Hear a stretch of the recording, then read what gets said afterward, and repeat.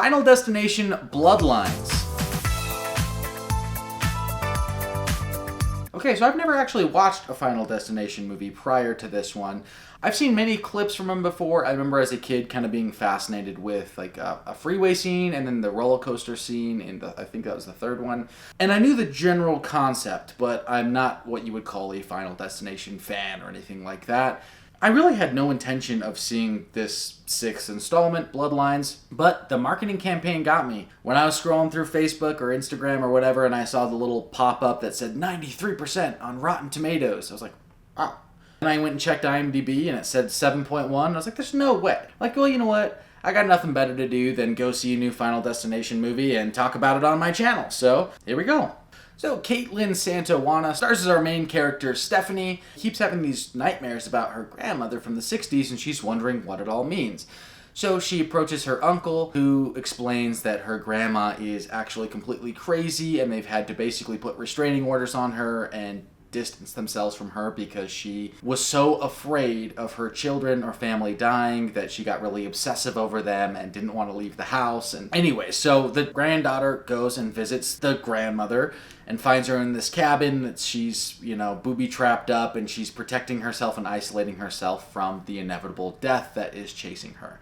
If you've seen a Final Destination movie before, you kind of understand that usually the characters have a premonition that kind of allow them to cheat death. And because they cheated death, death is now chasing them and will kill them and everyone that should have been involved in this accident. So, essentially, the grandmother in this movie cheated death in the 60s. And so she's been living her whole life running away from death and trying to protect her family.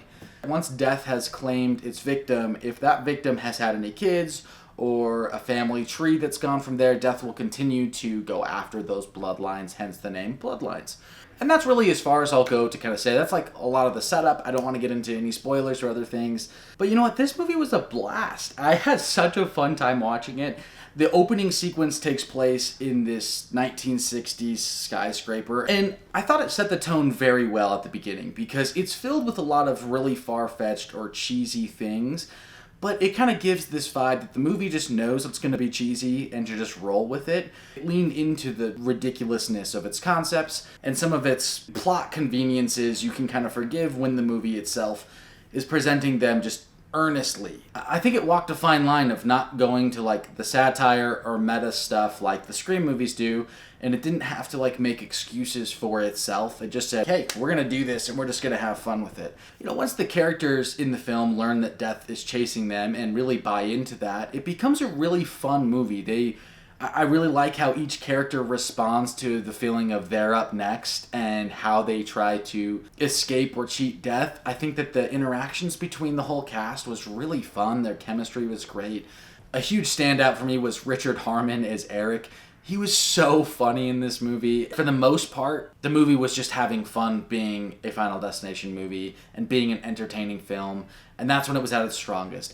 There were some moments that started to drag when it got a little bit too serious, sometimes with our main character, especially towards the earlier part of the film. The movie was just taking itself a bit too seriously, and that was where the movie kind of lulled a bit. But once it got going, and once, all of the characters were kind of on the hit list, it became a really fun adventure movie. I really had a blast with it, and it was just bonkers. I'm going to give this movie a B. It was really effective in doing what it set out to do. I had a lot of fun watching it. I went to see it like opening night on Thursday. They added an IMAX screening at my local theater, and I was the only one in the theater. So, it was kind of cool to be the only one in an IMAX theater, but it was also kind of sad that no one else was there. I mean, it was a 10:30 showing at night on a Thursday, so I could understand that maybe. But still, go out and go support films in the theaters. I imagine with a crowd, there'd be lots of laughter and oohs and ahs. It would get all the reactions you want from a classic horror movie, slasher type of film. Go see Final Destination Bloodlines. I really enjoyed the movie. I'll have to go check out some of the other Final Destination movies. I don't think you need to see the other Final Destination movies before you see this one. Although I'd be curious to know if you've seen them all and you saw the new one. Let me know if it elevates the experience. And let me know what you guys think of Final Destination films in the comments below. And we'll catch you guys in the next one.